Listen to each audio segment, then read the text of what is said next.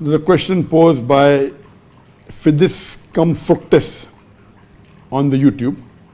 Dr. Zakir Naik, if the Bible is corrupted, how come can still find Muhammad in the Bible?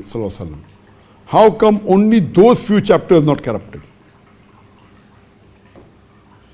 The question posed by the brother is that if Bible is corrupted, how come the prophecies of Muhammad in the Bible are correct? So do you mean it is only those few chapters are correct? No.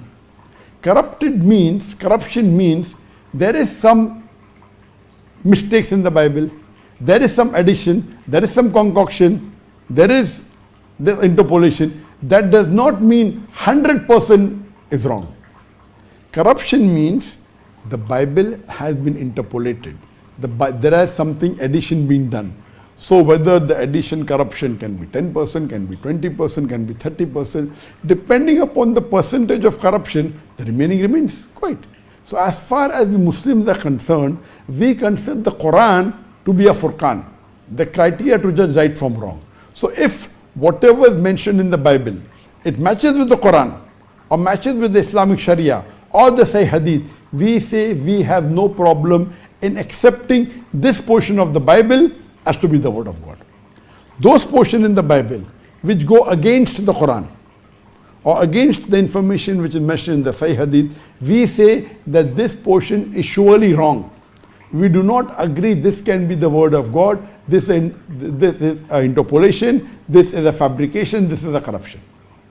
Now third, there may be certain portions in the Bible which may not go against the Quran or the Sahih Hadith, may not agree with the Quran or Sahih Hadith. So this goes in the ambiguous slot. May be right, may be wrong.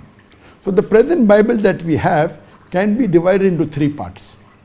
Those parts which match the Quran, we say we have no problem in considering this to be the word of God. It may not be the word of God also, but we have no problem because it matches with the Quran, or it may be the word of God because it matches with the Quran. If it is against the Quran and Sahih Hadith, as Allah says, I have revealed the Quran, I shall guard it from corruption. We know that the Quran is 100% the word of God. So if something in the Bible which goes against the Quran, we can say for sure this is not part of the original Bible or the original word of God. If something neither agrees with the Quran or disagrees with the Quran, we put it in the ambiguous slot. Maybe right, may be wrong.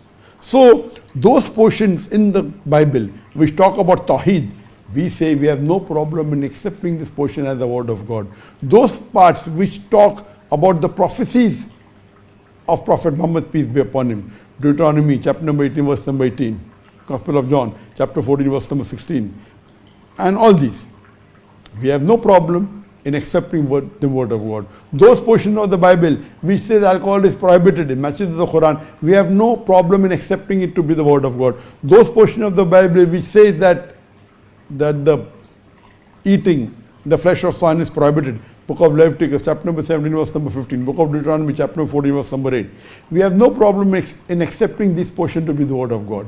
So like that, I've given a talk on similarities between Islam and Christianity. So all the portion in the Bible which matches with the Quran and the Sahih Hadith, we as Muslims have got no objection accepting it to be the word of God.